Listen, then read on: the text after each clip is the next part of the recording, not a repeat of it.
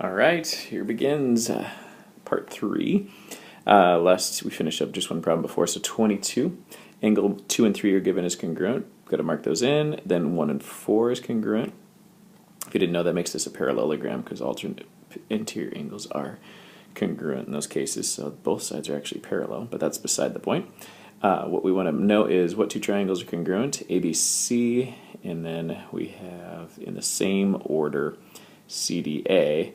That triangle is congruent, and the reason angle, side, angle. So if I clear this out a little bit, angle that matches a side and an angle that matches the other triangle.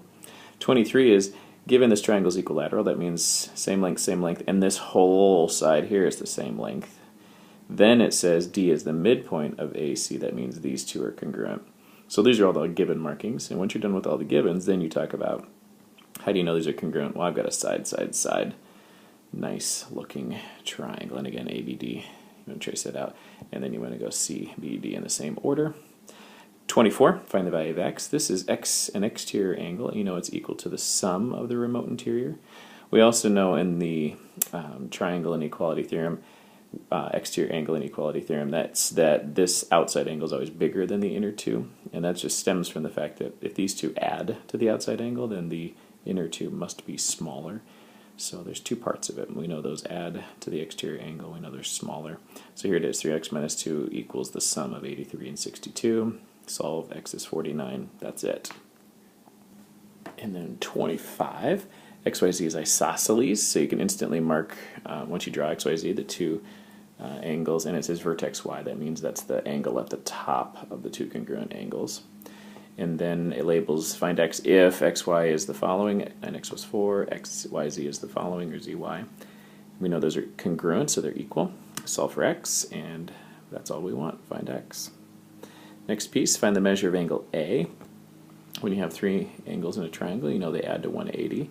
So these are just, again, remember, if you have algebraic expressions in your problem, the idea is you need to set up a relationship. You're going to write an equation. You're going to solve for x, guaranteed. You want to make sure the question asks either you to solve for x or actually put x back in and find another measure. But the key is you're going to set it equal to each other, the two expressions, or you're going to add those expressions and set them equal to some value. So in 25, we set them equal to each other. 26, we're going to add them and set them equal to 180. Solve for x and say, is that all I need? Nope, I want to know angle A.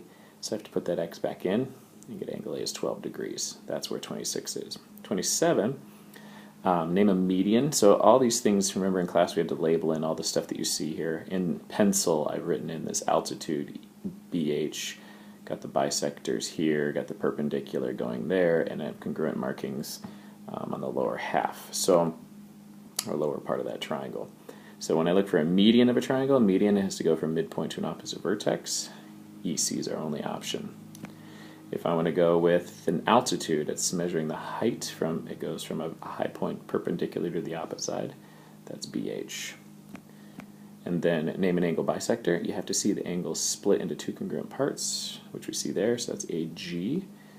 And then we have a perpendicular bisector for number 30.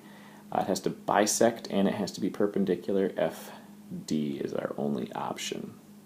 Hope that helps. Okay, this is last part of the initial pages that I handed to you. Intersection of angle bisectors in center. They're equidistant from the sides. The intersection of perpendicular bisectors is the circumcenter, equidistant from the vertices. You want to find a way to make that. These are just the key points you need to know about in center and circumcenter, what they're made of, first of all. So this is highlighting what is it they're made of, and when they meet somewhere, what's the property of that place where they meet.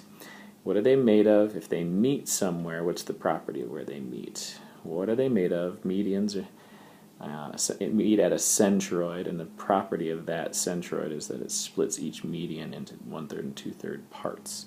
And finally, 34, the intersection of altitudes called the orthocenter, and we won't really worry about the properties of that. Hope this is legible at this type of, if not, go ahead and get the key. I'll post the PDF of the whole key here pretty shortly, or something similar that you can, or the pictures of each page. I'm trying to figure out what would be best. Maybe I'll do a PDF and link it to my Google Docs.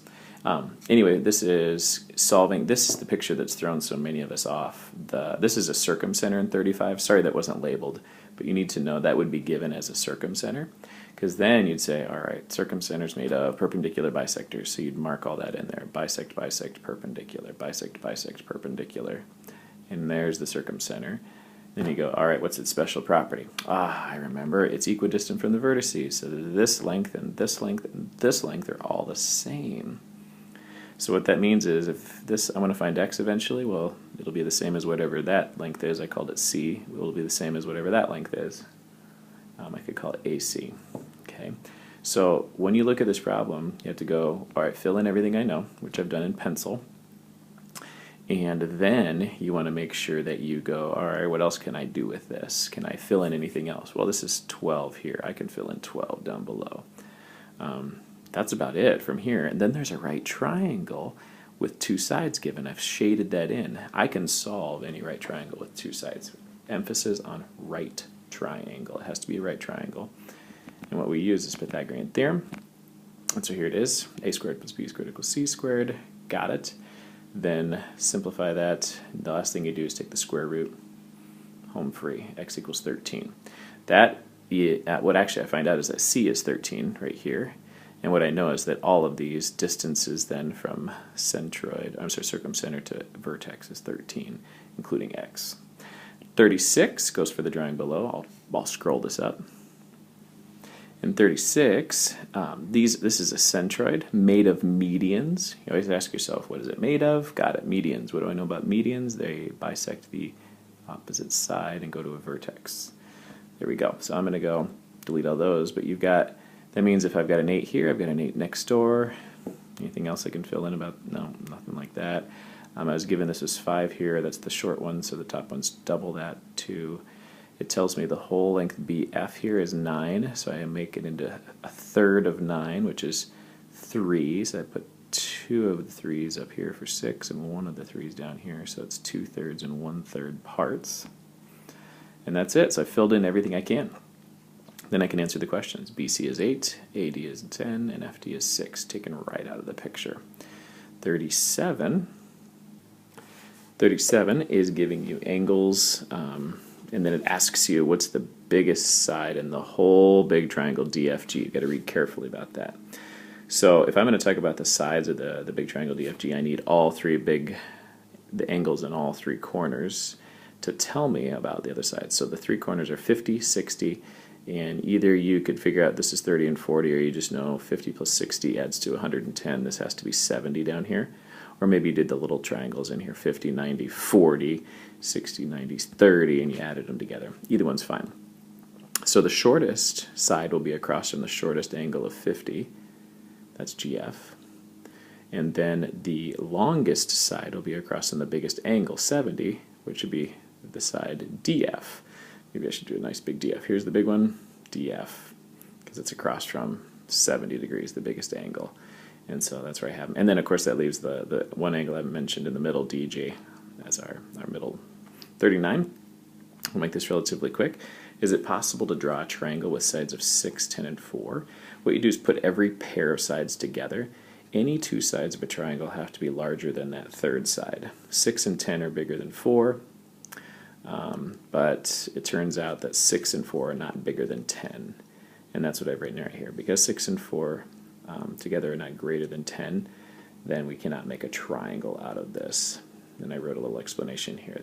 The third side is not larger than the other, is not smaller than the sum of the other two.